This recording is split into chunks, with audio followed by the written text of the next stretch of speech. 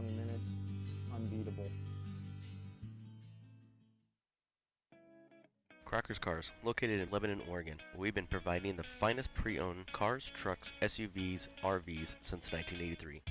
Crocker's Cars has been in business for 31 years, offering quality used vehicles. With our experience and professionalism and the no-hassle buying, customers really do come first here at Crocker's Cars. Crocker's Cars, where quality is the difference. Give us a call, 541-258-2175, or look us up on the web, crockerscars.com, for a full line of inventory. And make sure you mention that you heard it here on Northwest Dirt News.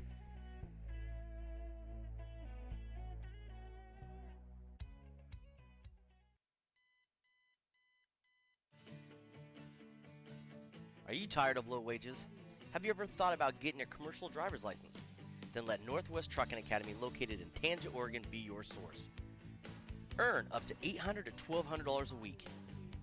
At Northwest Trucking Academy, our trained instructors are ready to help you make the transition towards the road. In as little as 4 weeks, you can have the skills it takes for a new career.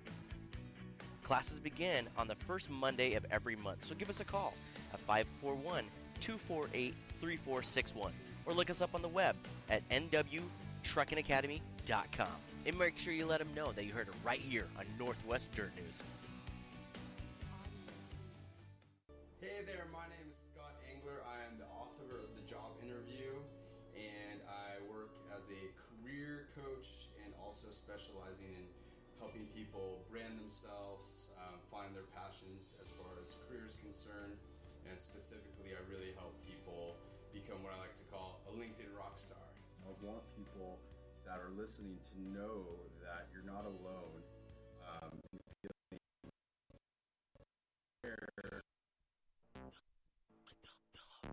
Wide open when the lights turn green. Yeah, buddy, that's a dirt track thing. Throwing mud, but it looks so clean. Yeah, buddy, that's a dirt track thing. 3/8 to the little bull rings. Yeah, buddy, that's a dirt track thing. Waffle House with the dirt track queen. Yeah, now that's a dirt track thing. Roll through the pit gate, pit pass paid. Bubba done called, said he got a spot saved. Lil Dave said that he drew a 35. Probably gonna put him third row inside.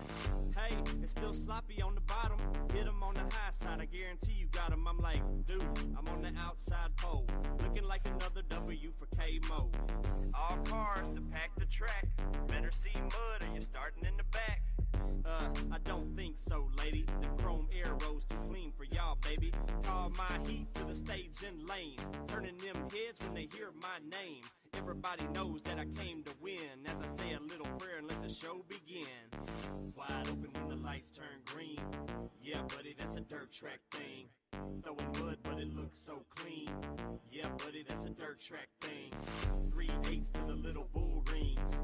Yeah, buddy, that's a dirt track thing. Waffle House with the dirt track queen. Yeah, now that's a dirt track. Brand new lift, brand new shop.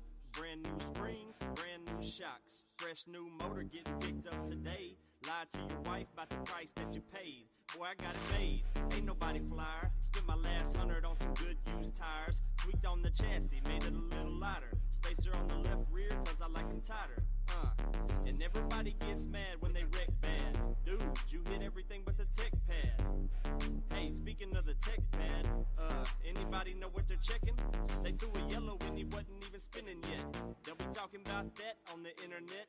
Pit lizards, I have to admit it. I like it when you got a little red percentage. Wide open when the lights turn green. Yeah, buddy, that's a dirt track thing. Throwing mud, but it looks so clean. Yeah, buddy, that's a dirt track thing. 3/8 to the little bull rings. Yeah, buddy, that's a dirt track thing. Waffle House with the dirt track queen. Yeah, now that's a dirt track thing. Look, it don't really matter what you got. Sprint car, late model, or factory stock. Limited, modified, dwarf cars and midgets. Even the mini sprint guys can come and kick it. Cause this is what we do to unwind. We've seen Days of Thunder 1,000 times. So thank all your sponsors and wave to the haters. Crank up the song at the enclosed trailer. Crack you a cold one and put on a smile. If we're talking about racing, we're gonna talk for a while.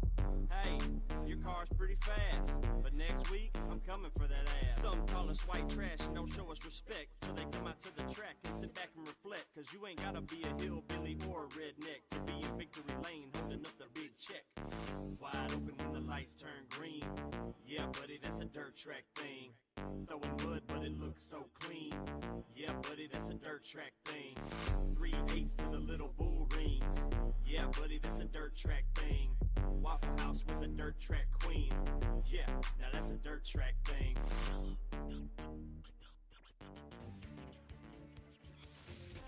The coolest station online. Yeah, that's us. 'Cause we play This. In your face, all over the place.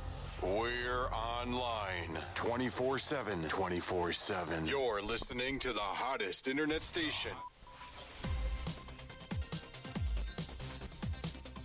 Now welcome back to the Northwest announcers, Corey Penfold and Josh Warbus on Northwest Dirt News.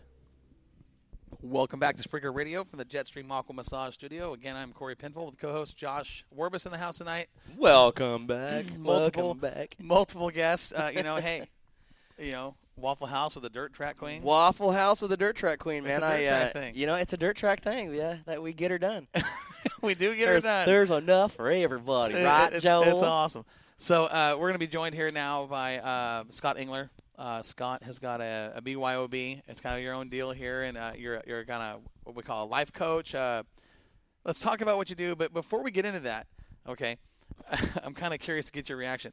Saturday night at Willamette Speedway was your first time ever at a stock car race. Okay. That is correct. Okay, so for someone to show up and see that for the first time, first of all, that's going to set expectations of what we do really high. See, this is the thing, too, is when I got there, I thought he was the barbecue guy.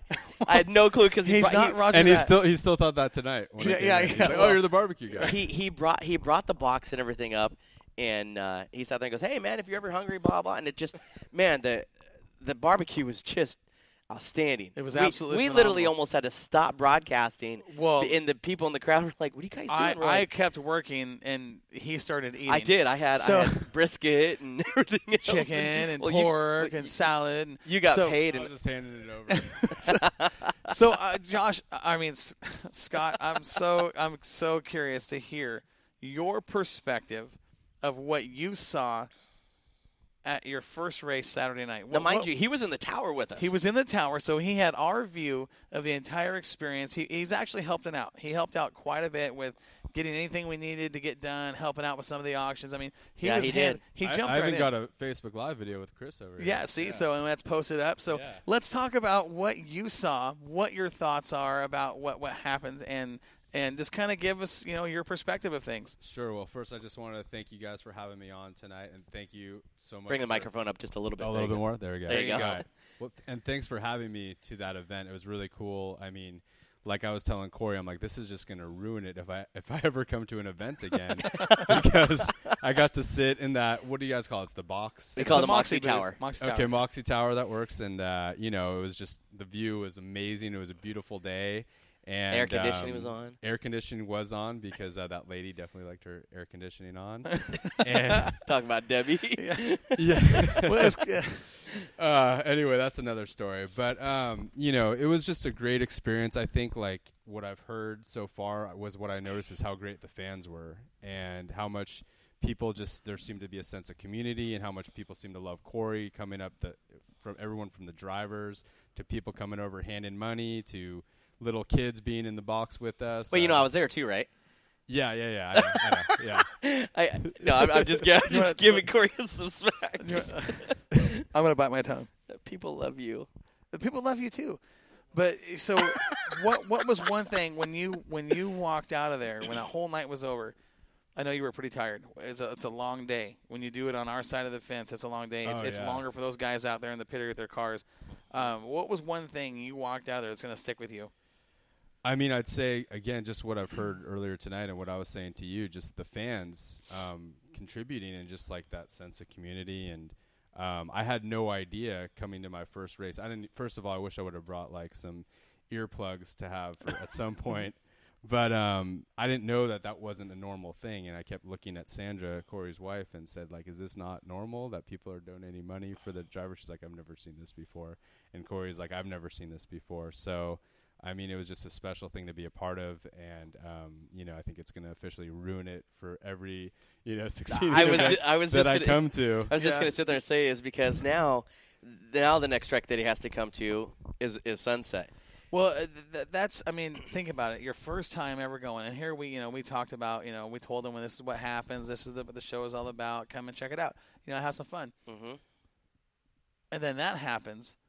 As a race fan, how can we for sit the there first time in the stands?